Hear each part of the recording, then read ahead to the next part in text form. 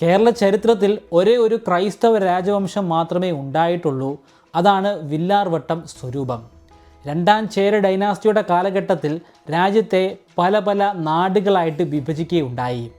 ഓരോ നാടുകളുടെയും അധികാരം നാട്ടുവാഴികൾക്കാണ്. പിന്നീട് ചേര ഡൈനാസ്റ്റി പൂർണ്ണമായിട്ടും തകർന്നടിയുന്ന കാഴ്ചയാണ് നമുക്ക് കാണാൻ കഴിയുന്നത്. പക്ഷേ നാടും നാട്ടുവാഴികളും അവിടെ നിലനിൽക്കുക തന്നെ ചെയ്തു. അത് പിന്നീട് സ്വരൂപങ്ങളായി മാറുകയാണ്. അത്തരത്തിലുള്ള ഒരു സ്വരൂപമാണ് വില്ലാർവട്ടം സ്വരൂപം. ചേര ഡൈനാസ്റ്റിയുടെ ലോഗോ പരിശോധിക്കുകയാണെങ്കിൽ അവിടെ നമുക്ക് അമ്പും വില്ലുമാണ് കാണാൻ സാധിക്കുന്നത്. അതിലെ വില്ലിൽ നിന്നാണ് വില്ലാർവട്ടം സ്വരൂപം ഉണ്ടായി എന്ന് പറയുന്ന ഒരു കഥയുണ്ട്. അതിൻ്റെ പിന്നിലുള്ള യാഥാർത്ഥ്യം നമുക്ക് അറിയുകയില്ല. തീർച്ചയായിട്ടും വില്ലാർവട്ടം സ്വരൂപത്തിലെ ആളുകൾ ആദ്യഘട്ടത്തിൽ ഹിന്ദുക്കൾ തന്നെയായിരുന്നു. പിന്നീട് അവർ മതം മാറുകയായിരുന്നു. ഏത് ഘട്ടത്തിലാണ്, എപ്പോഴാണ്, എങ്ങനെയാണ് മതം മാറിയതെന്ന് ഇപ്പോഴും വ്യക്തതയില്ല. പക്ഷേ ഇതുമായി ബന്ധപ്പെട്ട് പ്രചരിക്കുന്ന രണ്ട് കാര്യങ്ങളുണ്ട്. ഒന്ന് 52 AD നടന്നു എന്ന് പറയപ്പെടുന്ന ഒരു സംഭവമാണ്. പക്ഷേ അത് അല്പം വിവാദപൂർവമായിട്ടുള്ള ഒരു കാര്യം തന്നെയാണ്. 52 AD അല്ലെങ്കിൽ 52 CE യേശുക്രിസ്തുവിൻ്റെ ഒരു ശിഷ്യനായിട്ടുള്ള സെൻറ്റ് തോമസ് അല്ലെങ്കിൽ തോമാശ്ലീഹ കേരളത്തിൽ കൊടുങ്ങല്ലൂരിൽ എത്തിച്ചേർന്നു എന്നാണ് പറയപ്പെടുന്നത്.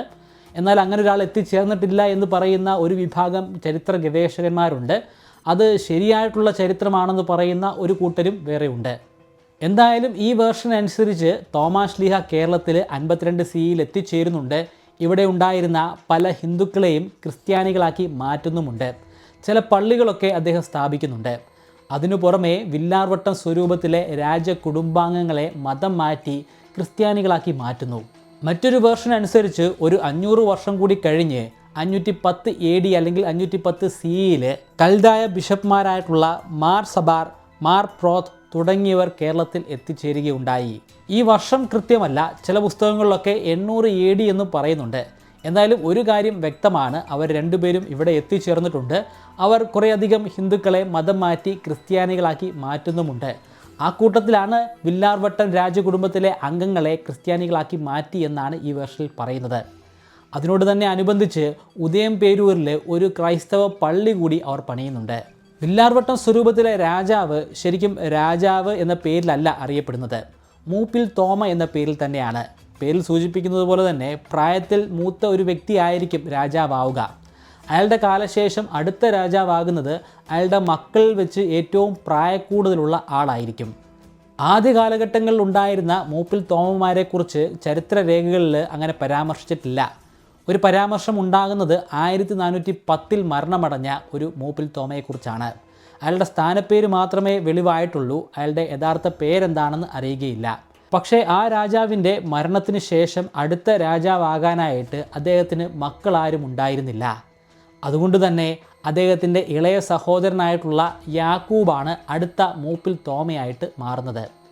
യാക്കൂബിൻ്റെ വിവാഹം നേരത്തെ തന്നെ കഴിഞ്ഞിട്ടുള്ളതാണ്. അദ്ദേഹം വിവാഹം ചെയ്തത് പാലിയം കോവിലകത്തെ ഒരു അന്തർജനത്തെ ആയിരുന്നു. അവർ മതം മാറി ക്രിസ്ത്യാനിയായതിനു ശേഷം മാത്രമായിരുന്നു യാക്കൂബ് അവരെ വിവാഹം ചെയ്തത്.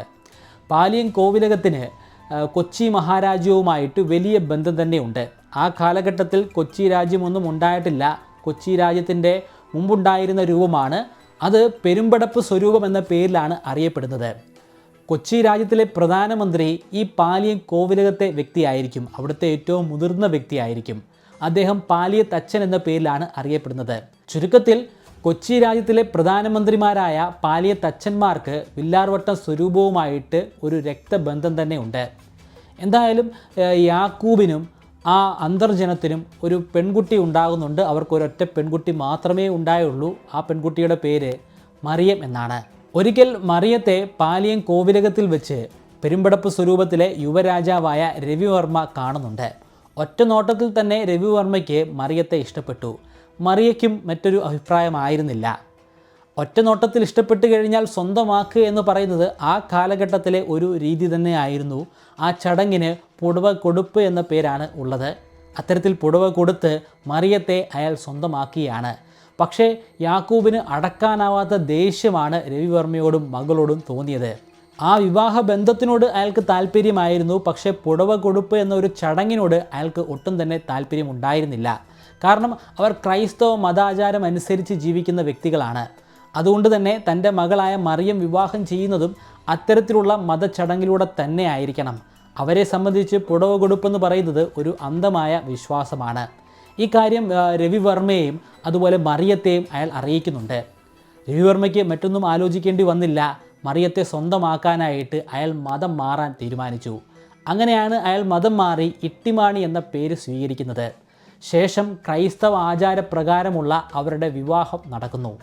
വിവാഹശേഷം ഇട്ടിമാണിയും മറിയവും വില്ലാർവട്ടം സ്വരൂപത്തിൽ തന്നെയാണ് താമസിക്കുന്നത്. അടുത്ത രാജ്യ അവകാശി ഇനി ഇട്ടിമാണിയാണ്, അല്ലെങ്കിൽ ഇട്ടിമാണിക്ക് അടുത്തതായി ജനിക്കാൻ പോകുന്ന കുഞ്ഞാണ്. അയാൾക്ക് തിരികെ അദ്ദേഹത്തിൻ്റെ കൊട്ടാരത്തിലേക്ക് മടങ്ങിപ്പോകാനുള്ള ധൈര്യം ഉണ്ടായിരുന്നില്ല. കാരണം മതം മാറിയിരിക്കുകയാണ്. മതം മാറുക എന്ന് പറയുന്നത് വലിയൊരു കുറ്റമാണ് ആ കാലഘട്ടത്തിൽ. ഈ വാർത്ത കൊച്ചി രാജാവ് അറിഞ്ഞു കഴിഞ്ഞാൽ തന്നെ കൊല്ലാൻ പോലും മടിക്കുന്നതല്ല. ഈ വാർത്ത അധികം വൈകാതെ തന്നെ കൊച്ചി രാജാവിൻ്റെ ചെവിയിലേക്ക് എത്തിച്ചേരുന്നുണ്ട്. അയാൾക്ക് അടക്കാനാവാത്ത ദേഷ്യമാണ് തോന്നിയത്.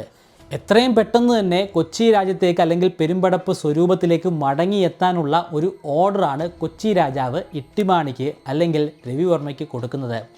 പക്ഷേ ആ ഓർഡർ സ്വീകരിക്കാൻ ഇട്ടിമാണി കൂട്ടാക്കിയില്ല. കൊച്ചി രാജ്യത്ത് എത്തിച്ചേർന്നാൽ തൻ്റെ അവസ്ഥ എന്തായിരിക്കുമെന്ന് അയാൾക്ക് വ്യക്തമായിരുന്നു. പിന്നീട് കൊച്ചി രാജാവ് ഒരു പ്രത്യേക ദൂതനെ ഇട്ടിമാണിയുടെ അരികിലേക്ക് പറഞ്ഞു വിടുന്നുണ്ട്. ആ ദൂതൻ കൈമാറിയ സന്ദേശം ഇപ്രകാരമായിരുന്നു: നിന്നെ ഏതെങ്കിലും രീതിയിൽ ശിക്ഷിക്കാൻ വേണ്ടിയല്ല ഞാൻ കൊച്ചി രാജ്യത്തേക്ക് മടങ്ങി വരാൻ പറയുന്നത്. എന്തുകൊണ്ട് വില്ലാർവട്ടം സ്വരൂപവും പെരുമ്പടപ്പ് സ്വരൂപവും ഒരൊറ്റ വലിയ സ്വരൂപമായി മാറിക്കൂടാ? കാരണം നമ്മളിപ്പോൾ ബന്ധുക്കളാണ്. ബന്ധുക്കളായിട്ടുള്ള സ്വരൂപങ്ങൾ രണ്ടായിട്ട് നിൽക്കേണ്ട ആവശ്യമില്ല. ഒന്നിച്ചു നിന്നു കഴിഞ്ഞാൽ വലിയ ശക്തിയായിട്ട് മാറാൻ സാധിക്കും. ഇട്ടിമാണിക്ക് ആ സന്ദേശം കിട്ടിയപ്പോൾ വലിയ രീതിയിലുള്ള സന്തോഷമാണ് തോന്നിയത്. മറിയത്തോടും യാക്കൂബിനോടും അനുമതി ചോദിച്ചതിന് ശേഷം അയാൾ കൊച്ചി രാജ്യത്തിലേക്ക് മടങ്ങിപ്പോയി. പക്ഷേ പിന്നീട് ഒരിക്കലും മറിയത്തിനും യാക്കൂബിനും അയാളെ കാണാൻ സാധ്യമായില്ല. അത് കൊച്ചി രാജാവിൻ്റെ ഒരു തന്ത്രമായിരുന്നു. ഇട്ടിമാണി കൊച്ചിയിൽ എത്തിച്ചേർന്നതിന് ശേഷം അയാളെ അപ്പാടെ തടവറയിലേക്ക് മാറ്റുകയായിരുന്നു. അതിനുശേഷമുള്ള കാലം പൂർണ്ണമായിട്ടും അയാൾ അവിടെ തന്നെയാണ് അവസാനിപ്പിച്ചത്. കൊച്ചി രാജാവ് ഇട്ടിമാണിക്ക് സ്വാതന്ത്ര്യത്തിലേക്ക് മടങ്ങി വരാനുള്ള ഒരു ഓപ്ഷൻ കൊടുക്കുന്നുണ്ടായിരുന്നു. നിനക്ക് വേണമെങ്കിൽ മറിയത്തെയും ക്രൈസ്തവ മതത്തെയും ഉപേക്ഷിച്ച് വീണ്ടും ഹൈന്ദവ മത വിശ്വാസിയായിട്ട് മാറാം. അങ്ങനെയാണെങ്കിൽ ഈ രാജകുടുംബത്തിലെ ഒരു അംഗമായിട്ട് സ്വാതന്ത്ര്യത്തോടു കൂടി തന്നെ നിനക്ക് ജീവിച്ചു പോകാൻ സാധിക്കും. പക്ഷേ ഇട്ടിമാണിക്ക് മറിയത്തെ ഉപേക്ഷിക്കാൻ സാധിക്കുമായിരുന്നില്ല. അതുകൊണ്ട് തന്നെ ആയുഷ്കാലം മുഴുവനും അയാൾ ആ ജയിലറയിൽ തന്നെ കിടന്ന് നരകിച്ച് മരണമടയുകയായിരുന്നു. മറിയത്തിൻ്റെ അവസ്ഥയും വ്യത്യസ്തമായിരുന്നില്ല. യാക്കൂബ് പലതവണ മറിയത്തെ മറ്റൊരു വിവാഹം കഴിക്കാനായിട്ട് പ്രേരിപ്പിക്കുന്നുണ്ടായിരുന്നു. പക്ഷേ അവൾ സമ്മതിച്ചില്ല. ആയുഷ്കാലം മുഴുവനും ഇട്ടിമാണിയെക്കുറിച്ച് ചിന്തിച്ചുകൊണ്ട് തന്നെ അവൾ അവളുടെ ജീവിതം കഴിച്ചുകൂട്ടി. അതുകൊണ്ട് യാക്കൂബിന് പിന്നീട് ഒരു അനന്തരാവകാശി ഉണ്ടാകുന്നില്ല. 1460 ആയപ്പോഴേക്കും യാക്കൂബ് അല്ലെങ്കിൽ മൂപ്പിൽ തോമ മരണമടയുകയാണ്, ഒരു അനന്തരാവകാശിയും ഇല്ലാതെ. അതുകൊണ്ട് തന്നെ അടുത്തതായിട്ട് ഒരു രാജാവ് ഉണ്ടാകുന്നില്ല. ആ കുടുംബത്തിൽ അല്ലെങ്കിൽ ആ സ്വരൂപത്തിൽ വേറെയും പുരുഷന്മാരുണ്ടായിരുന്നു. പക്ഷേ അവരാരും അത്ര പവർഫുൾ ആയിരുന്നില്ല. പവർഫുള്ളായിട്ടുള്ളൊരു വ്യക്തി ഉണ്ടായിരുന്നെങ്കിൽ തീർച്ചയായിട്ടും അയാൾ അടുത്ത മൂപ്പിൽ തോമയായിട്ട് മാറിയേനെ. പവർഫുള്ളായിട്ടുള്ള ആരും തന്നെ അവിടെ ഇല്ലാത്തതുകൊണ്ട് വളരെ അനായാസമായിട്ട് കൊച്ചി രാജാവിന് ആ പ്രദേശം കീഴടക്കാൻ സാധ്യമായി. കീഴടക്കുക എന്ന് പറയുമ്പോൾ അവിടെ യുദ്ധമൊന്നും നടക്കുന്നില്ല. യുദ്ധം ചെയ്യാനായിട്ട് അവിടെ ആരും തന്നെ ഉണ്ടായിരുന്നില്ല. അവരുടെ പ്രദേശങ്ങളൊക്കെ തന്നെയും കൊച്ചി രാജ്യത്തിൻ്റെ അല്ലെങ്കിൽ പെരുമ്പടപ്പ് സ്വരൂപത്തിൻ്റെ ഭാഗമാക്കി മാറ്റുകയായിരുന്നു. പക്ഷേ ഇതിൽ വില്ലാർവട്ടം സ്വരൂപത്തിലെ ആളുകൾക്ക് വലിയ രീതിയിലുള്ള ദേഷ്യമുണ്ടായിരുന്നു. പക്ഷേ അവർക്ക് അപ്പോൾ ഒന്നും തന്നെ ചെയ്യാൻ സാധിക്കുമായിരുന്നില്ല. അവരുടെ ഒരു തലമുറ ഏതാണ്ട് കഴിഞ്ഞുപോയി. ആ സന്ദർഭത്തിൽ അവർക്ക് ഒരു സുവർണ അവസരം ലഭ്യമാവുകയായിരുന്നു. 1498 വാസ്കോഡ ഗാമ എന്ന പോർച്ചുഗീസുകാരൻ കാപ്പാട് തീരത്ത് എത്തി. അദ്ദേഹം എത്തുമ്പോൾ വിചാരിച്ചത് കേരളം അല്ലെങ്കിൽ ഇന്ത്യ എന്ന് പറയുന്ന പ്രദേശം പൂർണ്ണമായിട്ടും ഭരിച്ചുകൊണ്ടിരിക്കുന്നത് വില്ലാർവട്ടം സ്വരൂപമാണ്. അതായത് ക്രിസ്ത്യാനികൾ ഭരിക്കുന്ന ഒരു വലിയ രാജ്യത്തേക്കാണ് താൻ എത്തിച്ചേർന്നതെന്നാണ് അയാൾ കരുതുന്നത്. കാരണം ആ കാലഘട്ടത്തിൽ യൂറോപ്പിലുള്ള ആളുകൾ വിശ്വസിച്ചിരുന്നത് ഇന്ത്യ ഭരിക്കുന്നത് ഈ വില്ലാർവട്ടം തന്നെയാണെന്നാണ്. ആ പ്രതീക്ഷയുമായി അവിടെ എത്തിച്ചേർന്ന അദ്ദേഹം ഒരു ക്ഷേത്രം അല്ലെങ്കിൽ ഒരു പള്ളി അവിടെ കാണുന്നുണ്ട്. യഥാർത്ഥത്തിൽ അതൊരു ക്ഷേത്രമായിരുന്നു. വാസ്കോഡ ഗാമ അതൊരു പള്ളിയായിട്ട് തെറ്റിദ്ധരിക്കുകയാണ് ഉണ്ടായത്. വാസ്കോഡ ഗാമ ആ ക്ഷേത്രത്തിൽ പോയി മുട്ടുകുത്തി പ്രാർത്ഥിക്കുകയുണ്ടായി. അയാൾക്കത് വലിയൊരു അത്ഭുതമായിരുന്നു. കാരണം യൂറോപ്പിൽ കണ്ട് ശീലമുള്ള പള്ളികളിൽ നിന്നും തീർത്തും വ്യത്യസ്തമാണ് ഈ പള്ളി. ഒരുപക്ഷെ പ്രാകൃതരായിട്ടുള്ള മനുഷ്യരായിരിക്കാം ഇവിടെ കഴിഞ്ഞു പോകുന്നത്. അതുകൊണ്ടായിരിക്കാം ഇത്തരത്തിലുള്ള ഒരു പള്ളി അവർ പണിതിരിക്കുന്നത്. പക്ഷേ പിന്നീട് കുറച്ചു നേരം കഴിഞ്ഞപ്പോഴാണ് വാസ്കോ ഡ ഗാമയ്ക്ക് കാര്യങ്ങൾ വ്യക്തമായത്. ഇവിടം ഭരിക്കുന്നത് ഹിന്ദുക്കൾ തന്നെയാണ്. വാസ്കോ ഡ ഗാമ ഇപ്രകാരം കേരളത്തിൽ എത്തിയ വാർത്ത വില്ലാർവട്ടത്തിലെ അടുത്ത തലമുറയുടെ ചെവിയിലെത്തി. അവർക്കിതൊരു സുവർണ അവസരമായിട്ടാണ് തോന്നിയത്. കാരണം വാസ്കോ ഡ ഗാമ വന്നിരിക്കുന്നത് പറങ്കികളുടെ നാട്ടിൽ നിന്നാണ്, പോർച്ചുഗീസിൽ നിന്നാണ്. അത് ക്രിസ്ത്യാനികളുടെ രാജ്യം തന്നെയാണ്, ക്രിസ്ത്യാനികൾ ഭരിക്കുന്ന രാജ്യമാണ്. പോർച്ചുഗീസ് പോലുള്ള ഒരു വലിയ രാജ്യത്തിൻ്റെ സപ്പോർട്ട് ഉണ്ടെങ്കിൽ ഞങ്ങൾക്ക് ഞങ്ങളുടെ അധികാരം തിരിച്ചെടുക്കാൻ സാധ്യമാകുന്നതാണ്. അതുകൊണ്ട് തന്നെ മുമ്പുണ്ടായിരുന്ന മൂപ്പിൽ തോമയുടെ യാക്കൂബിൻ്റെ ചെങ്കോലുമായിട്ട് അവർ നേരിട്ട് ഈ പോർച്ചുഗീസുകാരനായ വാസ്കോ ഡ ഗാമയുടെ അരികിലേക്ക് പോകുന്നുണ്ട്. ഗാമയോട് കാര്യങ്ങൾ അവർ വിവരിച്ചു കൊടുത്തു. ഞങ്ങളുടെ അവസ്ഥ ഇതാണ്, ക്രിസ്ത്യാനികളായതുകൊണ്ട് മാത്രമാണ് ഞങ്ങളെ ഇപ്രകാരം ഒറ്റപ്പെടുത്തിയിരിക്കുന്നത്. ഞങ്ങൾക്ക് വേണ്ടി പട പൊരുതുകയാണെങ്കിൽ, ഞങ്ങളോടൊപ്പം നിൽക്കുകയാണെങ്കിൽ തീർച്ചയായിട്ടും നമുക്ക് വലിയ നേട്ടങ്ങൾ കൊയ്യാൻ സാധിക്കുന്നതാണ്. വാസ്കോ ഡ ഗാമ ആ ചെങ്കോൽ സ്വീകരിക്കുന്നുണ്ട്. അവർ പറഞ്ഞ ആശയങ്ങളോടും പുള്ളിക്ക് വലിയ താല്പര്യം തന്നെയാണ് തോന്നിയത്. ഒട്ടും വൈകാതെ തന്നെ വാസ്കോ ഡ ഗാമ ഈ വിവരം പോർച്ചുഗീസിൽ അറിയിക്കാൻ ശ്രമിക്കുന്നുണ്ട്. പക്ഷേ ഈ വാർത്ത പോർച്ചുഗീസിലെത്താനും അവിടെ നിന്ന് ഒരു വലിയ കപ്പലിൽ പാതിരിമാരുമായിട്ട് മടങ്ങി ഇവിടേക്ക് എത്താനും കുറേയധികം സമയം വേണ്ടി വന്നു. ഒരു തലമുറ അപ്പോഴേക്കും കഴിഞ്ഞിട്ടുണ്ടായിരുന്നു. വില്ലാർവട്ടം ഇപ്പോൾ പുതിയ തലമുറയാണ്. അവർ മതം മാറി വീണ്ടും ഹൈന്ദവ മതം സ്വീകരിച്ചിരിക്കുകയാണ്. അവർക്ക് വീണ്ടും വില്ലാർവട്ടത്തിൻ്റെ അധികാരം ലഭ്യമായിരിക്കുകയാണ്. വീണ്ടും വില്ലാർവട്ടം സ്വരൂപമായി മാറിയിരിക്കുകയാണ്. 1530കളുടെ തുടക്കത്തിൽ പോർച്ചുഗീസിൽ നിന്നും കൂടുതലായിട്ട് കാത്തലിക് പാതിരിമാർ എത്തിച്ചേരുന്നുണ്ട്. അവർ പല രീതിയിലും മതം മാറ്റാൻ ശ്രമിക്കുന്നുണ്ട്. ആ ഘട്ടത്തിൽ പല ആളുകളെയും മതം മാറ്റുന്നുമുണ്ട്. പക്ഷേ വലിയ രാജകുടുംബങ്ങളെ മതം മാറ്റാൻ അവർക്ക് സാധ്യമാകുന്നില്ല. 16ാം നൂറ്റാണ്ടിൻ്റെ തുടക്കത്തിലാണ് പോർച്ചുഗീസുകാർക്ക് ഒരു കാര്യം വ്യക്തമായത്. കേരളത്തിൽ ക്രിസ്ത്യാനികളുണ്ട്, അതൊരു ന്യൂനപക്ഷം മാത്രമാണ്. പക്ഷേ ആ ക്രിസ്ത്യാനികൾ ഞങ്ങളെപ്പോലുള്ള ക്രിസ്ത്യാനികളല്ല. അവർ സുറിയാനി ക്രിസ്ത്യാനികളാണ്. തങ്ങളുടെയും അവരുടെയും ആചാരങ്ങൾ തന്നെ വലിയ വ്യത്യാസങ്ങളുണ്ട്. കൂടാതെ അവർ ഹൈന്ദവ മതത്തിലെ പല ആചാരങ്ങളും അവരുടെ ആചാരങ്ങളായിട്ട് നടപ്പിലാക്കുന്നുമുണ്ട്. അത് പോർച്ചുഗീസുകാരെ സംബന്ധിച്ചിടത്തോളം വലിയ പാപം തന്നെയായിരുന്നു.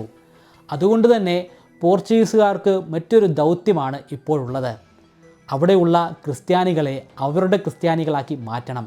സുറിയാനി ക്രിസ്ത്യാനികളെ ലാറ്റിൻ കാത്തലിക്സ് ആക്കി മാറ്റിയെടുക്കണം. അതിനുവേണ്ടി ഒരുപാട് പാതിരിമാരെ അവിടെ ഇറക്കുന്നുണ്ട്. പാതിരിമാർ ഒരുപാട് കിണഞ്ഞ് പരിശ്രമിക്കുന്നുമുണ്ട്. പട്ടാളക്കാരും അവരെ സഹായിക്കാനായിട്ട് അവിടെയുണ്ട്.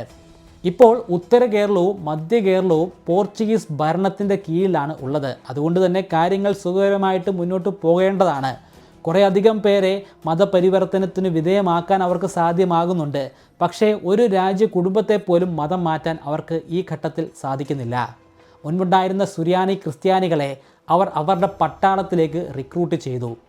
പട്ടാളക്കാരുടെ എണ്ണം കൂട്ടുക എന്നതിനുപരിയായിട്ട് അവരിൽ മതം മാറ്റം ഉണ്ടാക്കിയെടുക്കുക എന്നുള്ള ഒരു ലക്ഷ്യം കൂടി ഉണ്ടായിരുന്നു. മതം ക്രൈസ്തവ മതം തന്നെയാണ്, പക്ഷേ ആചാരങ്ങൾ മാറ്റണം. പട്ടാളക്കാരാക്കി മാറ്റിക്കഴിഞ്ഞാൽ അവരിൽ നമുക്ക് പല ആചാരങ്ങളും അടിച്ചേൽപ്പിക്കാൻ സാധിക്കുന്നതാണ്. അതിനു പുറമെ ഈ സുറിയാനി ക്രിസ്ത്യാനികളിൽ നിന്ന് തന്നെ നിരവധി പാതിരിമാരെ അവർ റിക്രൂട്ട് ചെയ്യുന്നുണ്ട്. ആ പാതിരിമാരെ കൊണ്ട് അവരുടെ ലാറ്റിൻ കാത്തലിക് രീതിയിലുള്ള മതാചാരങ്ങൾ ചെയ്യിപ്പിക്കുന്നുണ്ട്. 1557 പോർച്ചുഗീസുകാർ ലാത്തീൻ ഭദ്രാസനം സ്ഥാപിക്കുന്നത്. ഇപ്പോൾ ലത്തീൻ ഭദ്രാസനവുമുണ്ട്, അതുപോലെ സുറിയാനി ഭദ്രാസനവുമുണ്ട്. പക്ഷേ ഇപ്രകാരം ബലപ്രയോഗത്തിലൂടെ മതാചാരങ്ങൾ അടിച്ചേൽപ്പിക്കുന്നതിൽ സുറിയാനി ക്രിസ്ത്യാനികൾക്ക് വലിയ രീതിയിലുള്ള എതിർപ്പ് തന്നെയായിരുന്നു ഉണ്ടായിരുന്നത്. വലിയ രീതിയിലുള്ളൊരു കോൺഫ്ലിക്റ്റിലേക്ക് അത് മാറുന്നുമുണ്ട്. അത് തടയിടാൻ വേണ്ടിയും അവരെ പൂർണ്ണമായിട്ടും ലത്തീൻ കത്തോലിക്കരാക്കി മാറ്റാനുമായിട്ട് 1599 ആർച്ച് ബിഷപ്പായ അലക്സ് ഡി മെനസസിനെ പോർച്ചുഗീസ് ഇവിടേക്ക് അയക്കുകയാണ്. കാര്യങ്ങളൊക്കെ വളരെ എളുപ്പത്തിൽ തന്നെ നടപ്പിലാക്കാമെന്നാണ് മെനസിസ് കരുതിയിരുന്നത്. കാരണം ഈ പ്രദേശം പൂർണ്ണമായിട്ടും പോർച്ചുഗീസുകാർ തന്നെയാണല്ലോ ഭരിക്കുന്നത്. പക്ഷേ അദ്ദേഹം ചിന്തിച്ചതിനും അപ്പുറമായിരുന്നു കേരളത്തിലെ അവസ്ഥ. അവിടെ നേരത്തെ തന്നെ ഉണ്ടായിരുന്ന കാത്തലിക് പാതിരിമാരോട് അദ്ദേഹം ക്ഷോഭിക്കുന്നുണ്ട്. നിങ്ങൾ ഇത്രയധികം നാൾ പ്രയത്നിച്ചിട്ടും ഒരു രാജകുടുംബത്തെ പോലും മതം മാറ്റാൻ നിങ്ങളെക്കൊണ്ട് സാധ്യമായിട്ടില്ല. ഇനി ഞാൻ തന്നെ തുനിഞ്ഞിറങ്ങാൻ പോവുകയാണ്. കാത്തലിക് പാതിരിമാർക്ക് ഒരുപാട് പരിഭവങ്ങൾ പറയാനുണ്ടായിരുന്നു. ഞങ്ങൾ കഴിവിൻ്റെ പരമാവധി പരിശ്രമിക്കുന്നുണ്ട്, പക്ഷേ ഇവിടെയുള്ള സുറിയാനി ക്രിസ്ത്യാനികളിൽ നിന്നും ഞങ്ങൾക്ക് വലിയ രീതിയിലുള്ള അപമാനമാണ് നേരിടേണ്ടി വരുന്നത്. ഇവിടെ പ്രവർത്തിക്കുമ്പോൾ ഇത് നമ്മുടെ രാജ്യമായിട്ടല്ല തോന്നുന്നത്, അവർ ഭരിക്കുന്ന അവരുടെ രാജ്യമായിട്ടാണ് തോന്നുന്നത്. ഇത്രയും കേട്ടപ്പോൾ അലക്സ് ദേ മെനസസിൻ്റെ ദേഷ്യം 10 മടങ്ങായിട്ട് വർദ്ധിക്കുകയാണ് ഉണ്ടായത്. ആ ദേഷ്യവുമായിട്ട് അദ്ദേഹം നേരിട്ട് കൊച്ചി രാജാവിനെ പോയി കാണുന്നുണ്ട്. എത്രയും പെട്ടെന്ന് തന്നെ കൊച്ചി രാജ്യം ഒരു ക്രൈസ്തവ രാജ്യമായിട്ട് മാറണം. ഈ രാജ്യം ശരിക്കും ഭരിക്കുന്നത് ഞങ്ങളാണ്. ഞങ്ങൾ പറയുന്നത് പോലെ നിങ്ങൾ അനുസരിച്ചില്ലെങ്കിൽ അതിൻ്റെ പരിണിത ഫലം നിങ്ങൾ അനുഭവിക്കേണ്ടി വരുന്നതാണ്. കൊച്ചി രാജാവ് ശരിക്കും പെട്ടുപോയ അവസ്ഥയായിരുന്നു. മതം മാറ്റത്തെക്കുറിച്ച് അയാൾക്ക് സ്വപ്നത്തിൽ പോലും ചിന്തിക്കാൻ സാധിക്കുമായിരുന്നില്ല. അതെങ്ങനെയാണ് ഇദ്ദേഹത്തോട് പറയുക? ഇദ്ദേഹത്തോട് അത് പറഞ്ഞു കഴിഞ്ഞാൽ എന്തായിരിക്കും അവസ്ഥ? എങ്ങനെയെങ്കിലും അദ്ദേഹത്തെ വഴിതിരിച്ചു വിടേണ്ടതാണ്.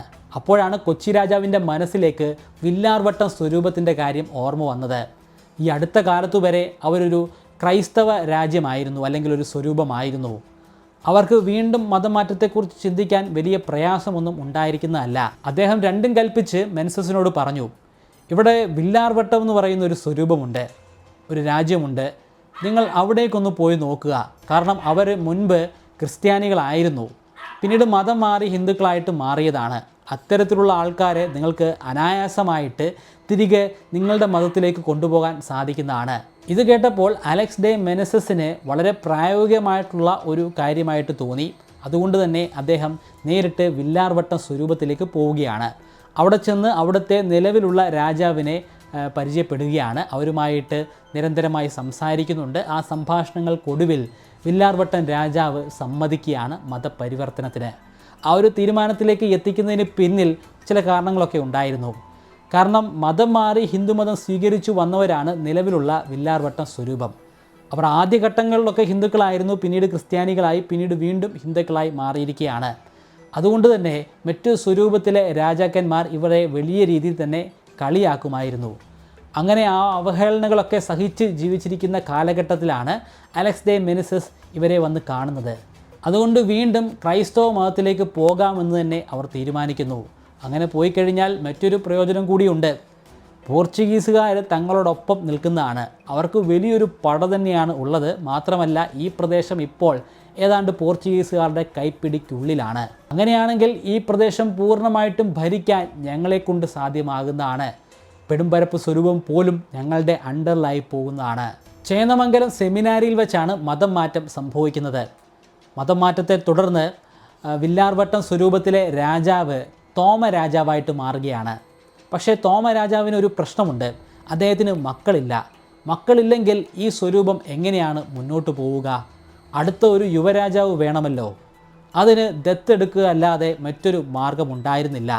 ആരെയാണ് ദത്തെടുക്കുക?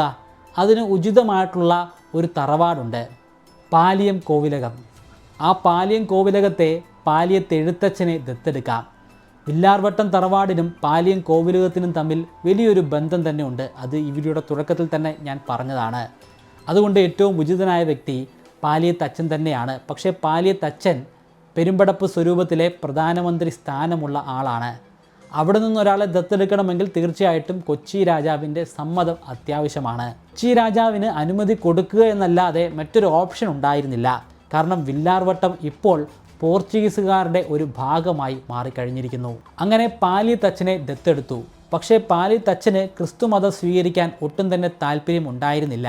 ചെറിയ പ്രായം മുതൽ തന്നെ ആചരിച്ചു പോന്നിരുന്ന ആ ഹിന്ദുമത ആചാരങ്ങൾ തന്നെ തുടർന്നും തനിക്ക് വേണമെന്ന് അയാൾ ശാഠ്യം പിടിച്ചു.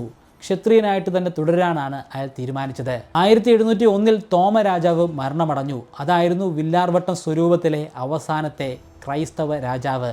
ഒരു കാലഘട്ടത്തിൽ യൂറോപ്യൻസ് വിശ്വസിച്ചിരുന്നത് ഇന്ത്യ പൂർണ്ണമായിട്ടും ഭരിക്കുന്നത് വില്ലാർവട്ടം സ്വരൂപമാണെന്നാണ്. അതായത് ക്രിസ്ത്യാനികൾ ഭരിക്കുന്ന ഒരു വലിയ രാജ്യമാണ് ഇന്ത്യയെന്ന്.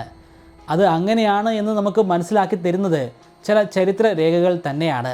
പ്രധാനമായിട്ടും പോപ്പ് യൂജീൻ രചിച്ച ഒരു കത്താണ്. അത് വില്ലാർവട്ടം സ്വരൂപത്തിലെ രാജാവ് വായിക്കുന്നതിന് വേണ്ടി എഴുതി അയച്ച കത്തായിരുന്നു. അത് തുടങ്ങുന്നത് ഇപ്രകാരമാണ്: to my most beloved son in Christ, the illustrious emperor of Indians. പക്ഷേ ആ കത്ത് വില്ലാർവട്ടം സ്വരൂപത്തിലോ കേരളത്തിലോ എത്തിച്ചേരുന്നില്ല. 1599 തന്നെ നടന്ന ഒരു ചരിത്ര സംഭവം കൂടി പറഞ്ഞിട്ട് നമുക്ക് ഈ വീഡിയോ അവസാനിപ്പിക്കാം. 1599 അലക്സ് ഡേ മെനസസ് കേരളത്തിൽ എത്തിച്ചേരുന്നത്. ഇവിടെ ഒരു രാജവംശത്തെ ക്രൈസ്തവ രാജവംശമാക്കി മാറ്റാനായിട്ട്. പക്ഷേ അതുമാത്രമായിരുന്നില്ല അദ്ദേഹത്തിൻ്റെ ലക്ഷ്യം. അതിനുപരിയായിട്ട് ഇവിടെ അതുവരെ ഉണ്ടായിരുന്ന ക്രിസ്ത്യാനികളെ ഇവരുടെ ആചാരം പഠിപ്പിക്കുക, ബലമായിട്ടെങ്കിൽ ബലമായിട്ട് അവരിലേക്ക് ഇത് അടിച്ചേൽപ്പിക്കുക. അതിൻ്റെ ഭാഗമായിട്ട് ഒരു സുന്നദോസ് നടക്കുന്നുണ്ട്. 1599 നടന്ന ഉദയംപേരൂർ സുനഹദോസ്. ഉദയംപേരൂർ വൈക്കത്തിനും തൃപ്പൂണിത്തുറയ്ക്കും ഇടയിൽ സ്ഥിതി ചെയ്യുന്ന ഒരു സ്ഥലമാണ്. അവിടെ നടന്ന ഒരു സമ്മേളനമാണ് ഉദയംപേരൂർ സുനഹദോസ് എന്ന പേരിൽ അറിയപ്പെടുന്നത്.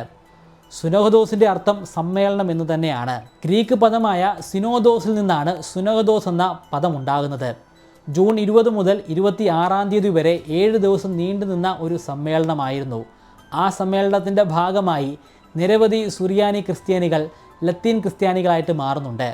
അതുവരെ അവർ ആചരിച്ചിരുന്ന പല മതാചാരങ്ങളിലും മാറ്റം വരുത്തുന്നുണ്ട്. അവർ പലപ്പോഴായിട്ട് ഹൈന്ദവ മതവിശ്വാസ പ്രകാരമുള്ള ആചാരങ്ങൾ അനുഷ്ഠിക്കുന്നുണ്ടായിരുന്നു. അത് അപ്പാടെ ഉപേക്ഷിക്കാനും തയ്യാറാകുന്നുണ്ട്. അവർ അതുവരെ ഫോളോ ചെയ്തു വന്നിരുന്ന പല പുസ്തകങ്ങളും പരസ്യമായിട്ട് കത്തിച്ച് കളഞ്ഞതും ഇതേ സമ്മേളനത്തിൽ വെച്ച് തന്നെയാണ്. രണ്ടാം ചേര ഡൈനാസ്റ്റി ഇല്ലാതെ ആയതോടുകൂടിയാണ് ഈ സ്വരൂപങ്ങൾ തലപൊക്കി വന്നതെന്ന് വീഡിയോയുടെ തുടക്കത്തിൽ തന്നെ ഞാൻ പറഞ്ഞിരുന്നു. ശരിക്കും എങ്ങനെയാണ് രണ്ടാം ചേര ഡൈനാസ്റ്റി ഇല്ലാതെ ആയത്? ആ ചേര ഡൈനാസ്റ്റി തന്നെ ഉണ്ടായത് എങ്ങനെയാണ്? അവരുടെ ഭരണരീതി എങ്ങനെയായിരുന്നു? ആ കാലഘട്ടത്തിലെ യുദ്ധങ്ങൾ എപ്രകാരമായിരുന്നു? അവിടുത്തെ ആളുകളുടെ വിശ്വാസം എപ്രകാരമായിരുന്നു? ഇതിനെക്കുറിച്ചൊക്കെ വിശദീകരിച്ചുകൊണ്ട് ഒരു വീഡിയോ ഞാൻ ചെയ്തിട്ടുണ്ട്. താല്പര്യമുള്ളവർക്ക് ഈ വീഡിയോയുടെ എൻഡ് സ്ക്രീനിലും ഐ ബട്ടണിലും ഡിസ്ക്രിപ്ഷനിലും ഫസ്റ്റ് കമൻറ്റിലും ഞാൻ അതിൻ്റെ ലിങ്ക് കൊടുക്കുന്നുണ്ട്, പരിശോധിക്കാവുന്നതാണ്.